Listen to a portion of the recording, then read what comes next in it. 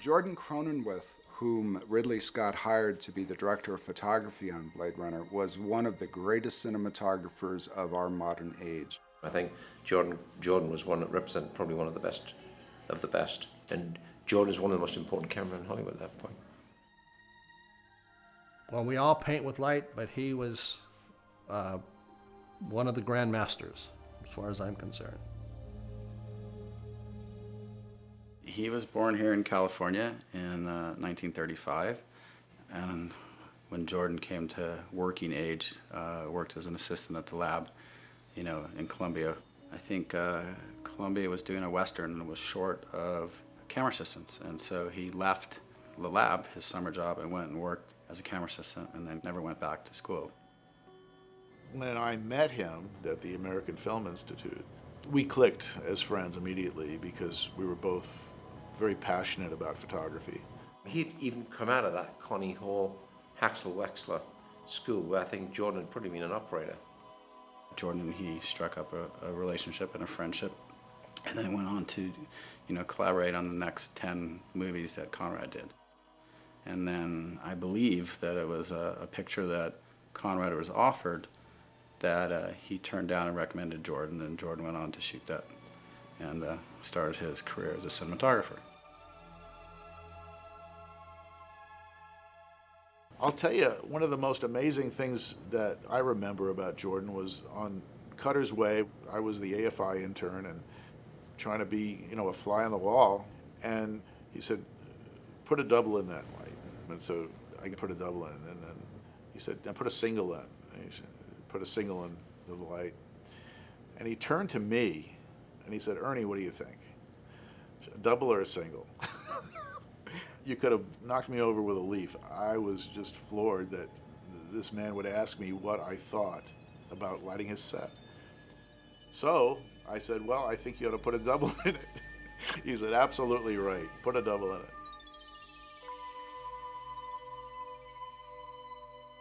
Ridley had said that he wanted the overall look of this film to be dark, and he meant that literally. In other words, we're going to bring down the house lights as much as we can. Jordan would put quite a lot of light on and then crush it down. And he absolutely understood the layers and layers of light on big setups. And he was nearly wide open all the time, so the corners don't go black, but actually you have layers and layers and layers of light which you can actually crush, and still one of the best negatives. He was a fan of Kodak's fast film, not necessarily wanting to push it, but the faster the film got, the more fun he had with. It always seemed like, how can we shoot this with no light?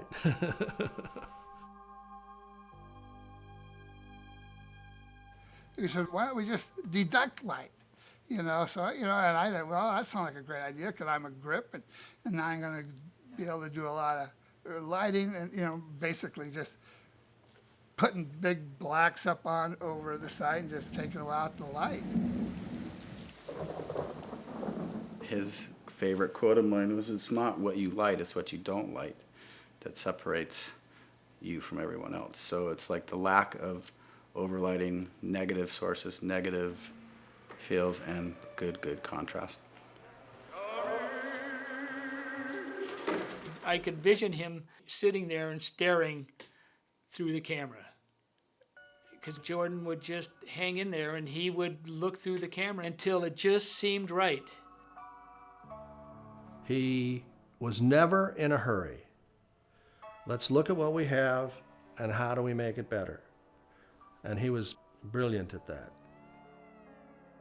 But he was one of the most tenacious and stubborn men I've ever known.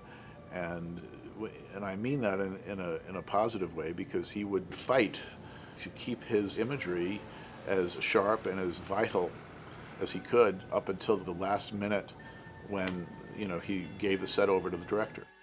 Hey, look, two creative people in one eyepiece. Come on, guys. Something's going to happen. He's not the quickest person in the world, but usually the best aren't. And when I'm throwing up a shot of a room which is the size of this building, it's going to take time to light it. Otherwise, I'm going to hate it. So I've actually got to be patient, and I understand that. The old saying goes that it's not the time it takes to takes the takes that takes the time. It's the time between the takes that takes the time.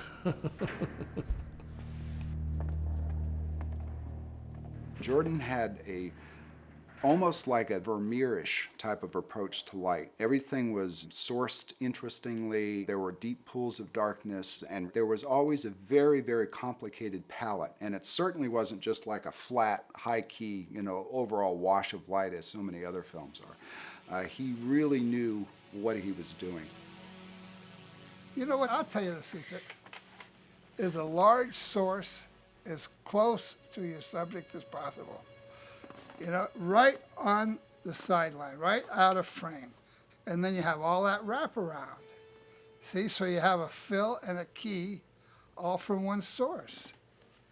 People will say, well, so-and-so is a really good cameraman, but he really can't light women. Jordan is a really good cameraman, but he could light women, he could light anything. I remember we were shooting at Tyrell's office, the scene that preceded the Voight Kampf scene, when Rachel makes her entrance. And here's this incredible scene of art direction and light, and this beautiful, beautiful woman with the most elegant skin. And she walks in this beautiful light, and then a moment before she stops, there's this shadow that she walks through, just a tiny little shadow bar, which I thought, he added that as we were lighting the shot. And he looked at me and just gave me a little wink when he did that. And I knew exactly what he meant. It was like, yeah, this is it. This is like the cream in the coffee, as he used to say. I think that he preferred the light to be invisible and to be natural and to come from natural places and not be contrived. Bladerunner, of course, is an exception to that because it was a world that was not real to start with. And so it introduced, of course, much more dramatic and progressive lighting sources than we were all used to before. One of the things that he did learn on Blade Runner was you don't have to have an excuse for a light coming from somewhere. The light is there. And when you really look at it in real life, light's coming from everywhere. And in fact, the first time we were in Deckard's apartment, during a rehearsal, actually Ridley had his eye on the camera, and Jordan had told me, every 20, 30 seconds, have one of the guys swing a xenon through the window. And then Dick Hart's guys took him and lit him and put him in position and just swished him through the set. And God, Ridley's seen that and he goes, fuck me. And Jordan said, well, it's a shaft of light coming through. And Jordan said, have him do it again while we were all standing up. And he went through again and hit all pictures on the piano, hit everything.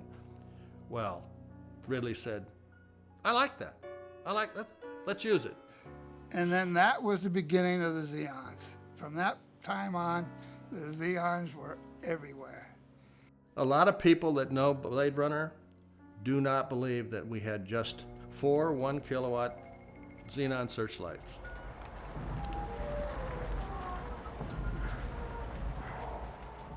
If you look at a lot of his movies, obviously the camera moves quite a bit, but it's always motivated. Our medium's storytelling, so we're advancing the story, and I think that he never wanted to interfere with that. He only wanted to enhance the experience, add content through light and through composition and through camera movement, if and when it needed to be moved. He was such a meticulous artist and would constantly run the setups through his head and talk about them with me. And Jordan would go, oh my God, I screwed that up or this up. My father was like every artist. He was never happy with anything until years and years later, and then would kind of go back and watch something and then appreciate his own accomplishment finally after he got through the pain and suffering of what didn't work. He was such a taskmaster on himself, but I would just look at him and I'd say, you're so full of shit, this stuff is just landmark. No one has ever made a film that looks like this.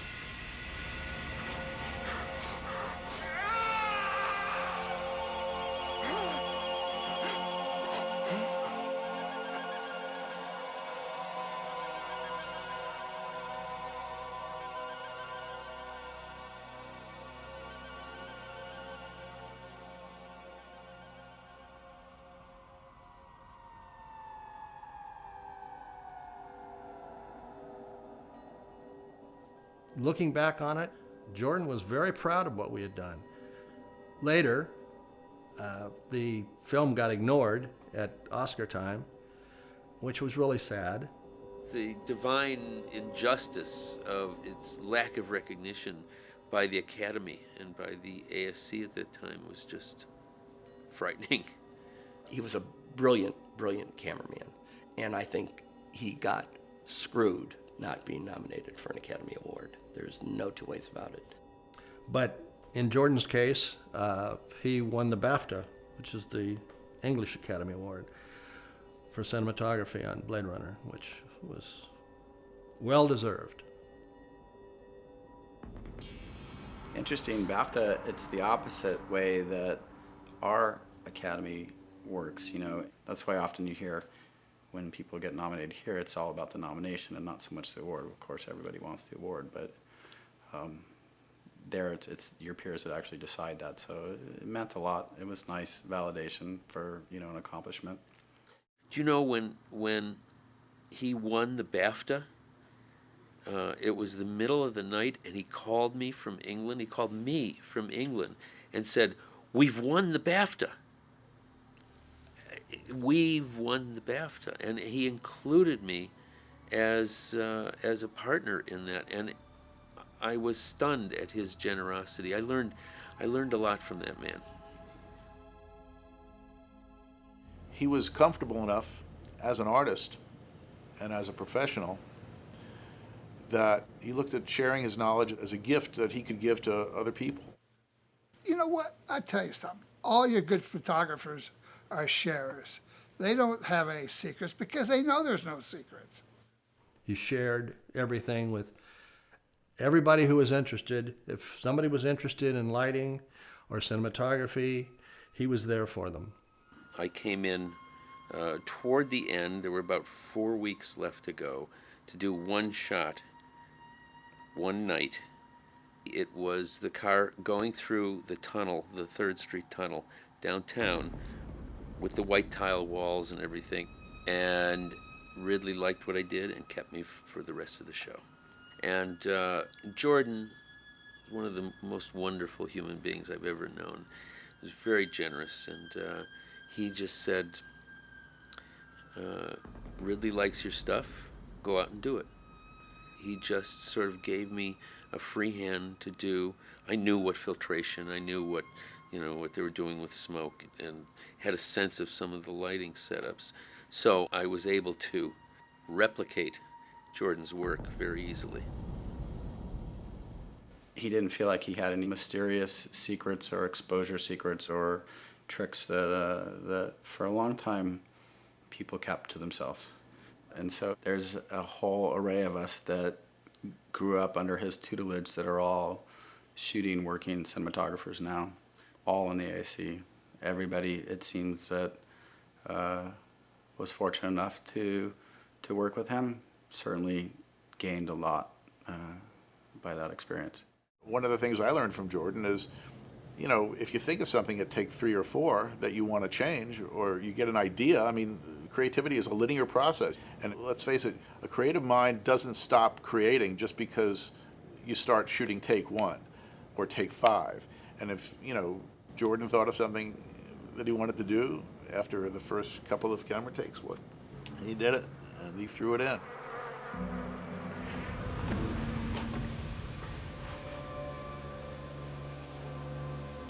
It's really funny. One of the second ADs on Bladerunner called me 2 or 3 years after the movie and said, "Ernie, I'm working on a music video, and the director loves Bladerunner, and he wants this music video to look like Bladerunner, so he wants to know what kind of film it was shot on." So I said, well, 5247, you know. But, you know, shooting with the same film stock is not going to reproduce that look. But certain directors like Phil Joannou, you know, and David Fincher, they knew what was going on, and they wanted to work with Jordan, of course, and did on a number of projects. His work was beautiful. It was different on many occasions. It was all different from each one to the next. And I've never seen a movie that he made that wasn't an extraordinarily looking movie. He wasn't predictable. You couldn't say, oh, this is what he does. What he does was constantly reinvent himself and do different things. And I think that is one of the most amazing things about his artistry, is that you couldn't define him by one movie or by one scene or by one conversation.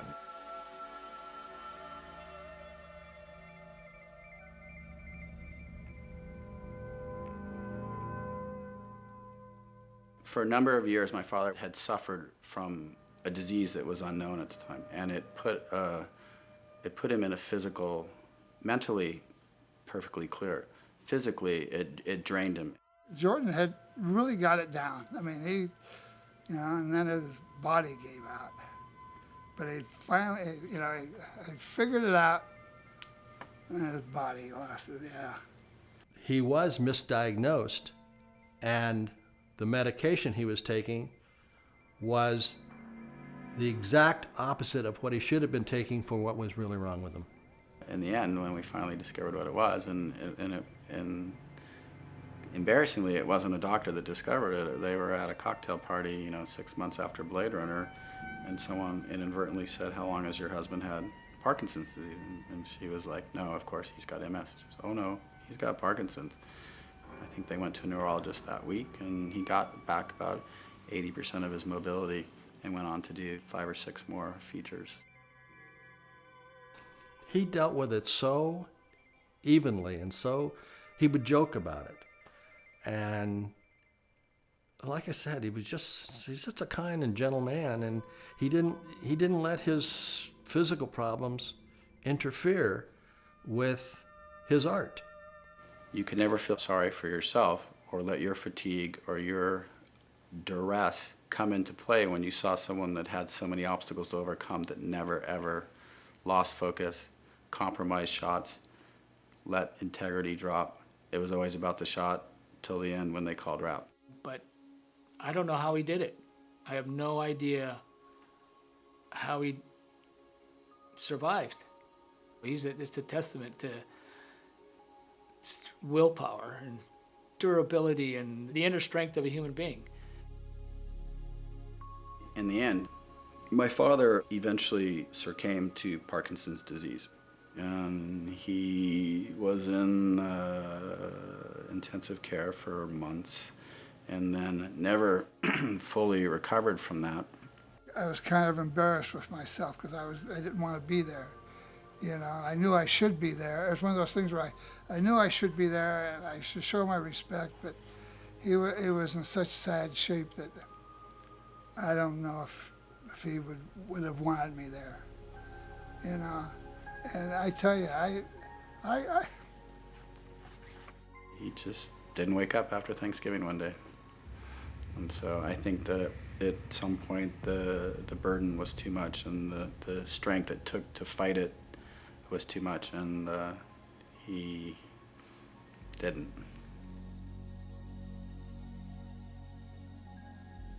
As a cinematographer, Jordan's passing was a huge loss to our community.